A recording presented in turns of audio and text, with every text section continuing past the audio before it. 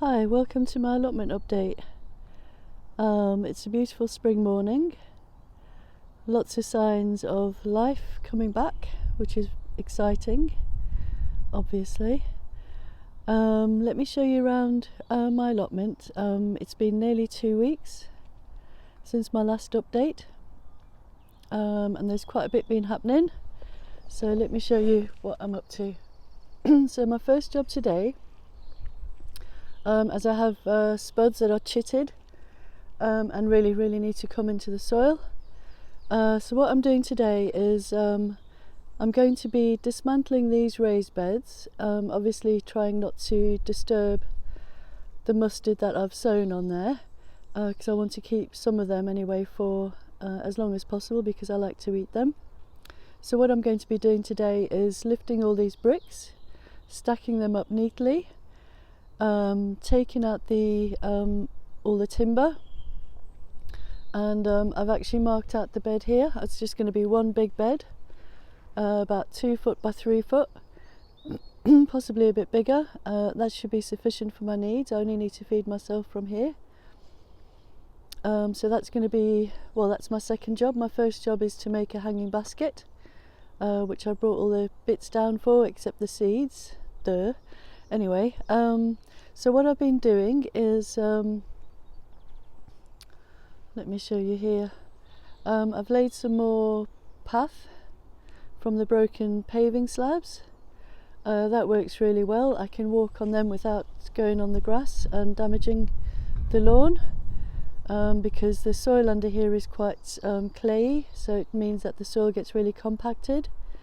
And the good thing about laying this path is that I can see how many worms there are, and there's millions of worms. I try not to disturb them.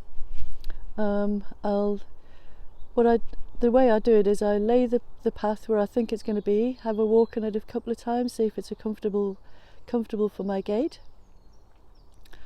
And then after a few days the grass starts dying down and I can move the slabs, and I very gently prise the lawn off. And then usually I have to fill in a little bit, because I don't want to take all the soil off the lawn, because I do reuse it somewhere else. So I fill it with a little bit of soil, and put the slabs back in, stamp on them, wet them, and then often have to lift them again to make sure that they're not too deep, and to make sure that they aren't rocking around when I stand on them. So that's how I lay my path. And you can move it, it's really not a problem. You can change it, etc, etc. So let me show you what's happening in my polytunnel. This is pretty exciting. It's working really well for me. This mini tunnel with the fruit cage and the brassica cage behind it. So let me show you here.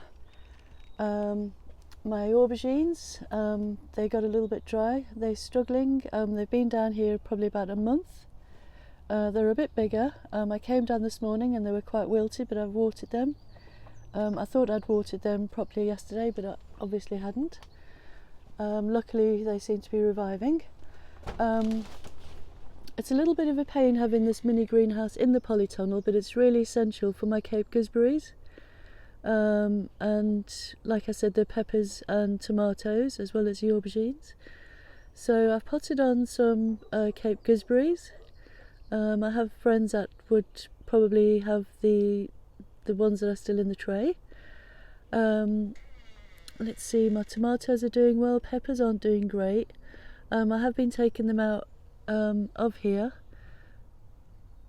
just to give them a bit of sunshine when it's a really nice warm day like today, so that's probably what I'll be doing.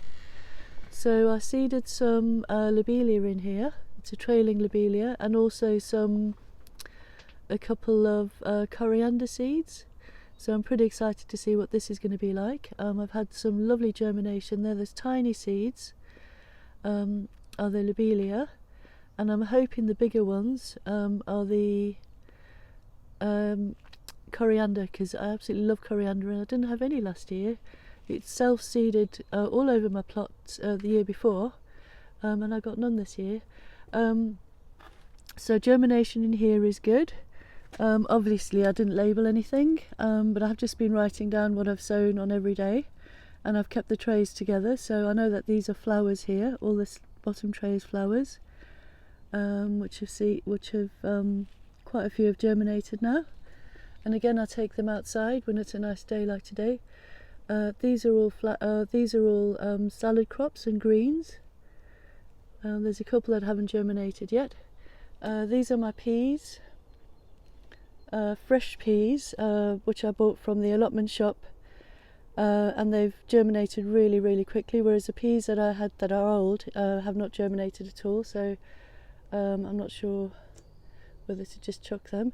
Those are all my beetroots, 3 different kinds of beetroots, because I absolutely love beetroot. These are the peas that I sowed a couple of weeks ago, and they really are struggling. They've not even, I think there's a little bit of germination in there possibly. And I've also done lots of sweet peas. I've decided to do sweet peas because, well, why not? So in here I've had a lovely big crop of purple sprouting broccoli, and this cabbage was just starting to, the other one was starting to flower and shoot up, so I took that down and I cropped it all, so I've got lovely fresh greens which I've been eating the last few days. Let me show you here. This purple sprouting's just starting to go, just starting to make some lovely shoots or whatever they're called. So that'll be my food for next week. These black currants are coming into leaf. The trimmings that I did from them in the early spring, they're coming into leaf, which is really great. It means that they've struck. And I'll be filling in my hedges with the currants, because I know that the wildlife loves it and they definitely can't get to these ones in here. And I have quite a few gaps in my hedges from doing so much hedge work. There were so many dead plants in there that it was good to do that when we did. So this is working really well for me. Let me see, what else can I show you? What else have we been doing? So I've cut out here where I'm going to be increasing the bed.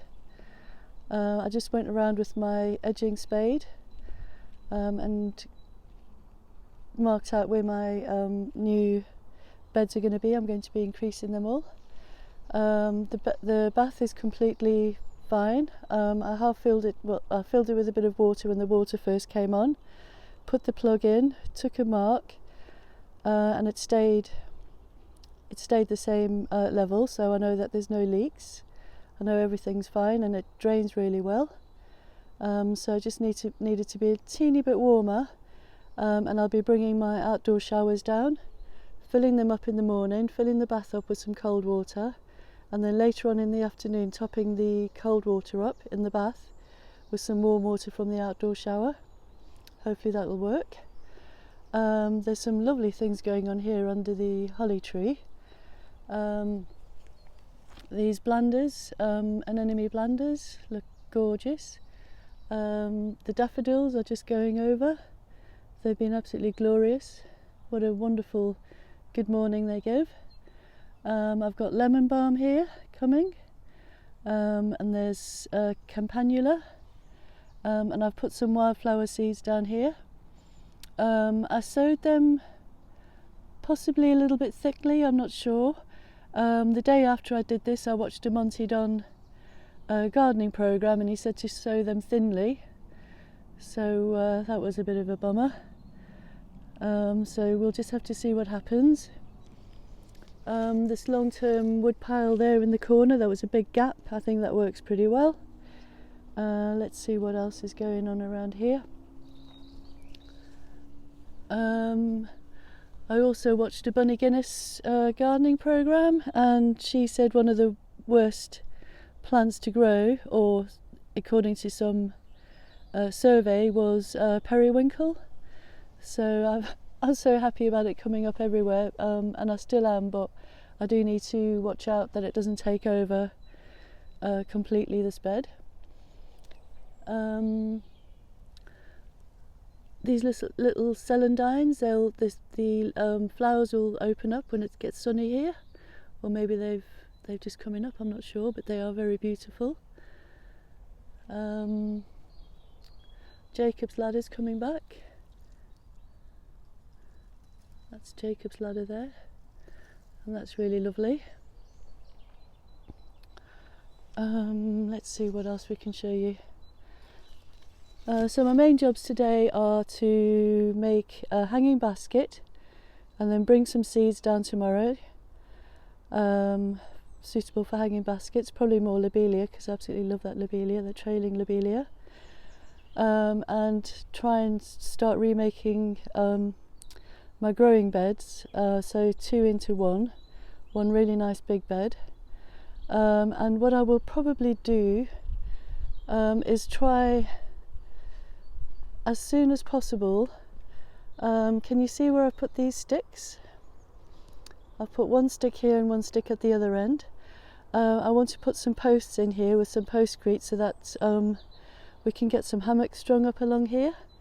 And I also think it will be really wonderful for beans. I actually think it might be better than on the other side for beans, because this is where the main sun comes in summer in the afternoon, and it'll really help shade, as well as having shade cloth over, camo net over, hanging on the posts between there and there.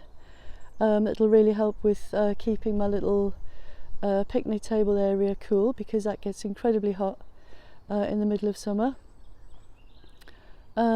This lawn area, all the bits all the lawn that I was digging up to make the path, I've popped them in here. I'm trying to keep them damp, and I'm also trying to level here because it's really uneven. So that's what's happening here, and that's a glorious place to sit. The plants that I put in about a month ago are still hanging in. They're not doing great. I have been trying to remember to water them, so I think this is just going to be a bit of a slow burner, this one. I have had lots of good germination along here with the knapweed. At least I'm hoping it's a knapweed, and phacelia. But again, I think I might have sown them a little bit too thickly, but we'll just have to see. So I think that's mainly what I've been doing here today, this last couple of weeks, with family and friends' help. So yeah, I hope this inspires you to get out and garden, get out and enjoy nature, walk around your local neighbourhood. Don't rely on your car if possible to get to a green space. Hopefully there is a green space nearby, or even just walking around your local area looking in gardens, and seeing what you really like and what gives you pleasure. Yeah, so thanks very much for watching. I appreciate it. Thanks, bye.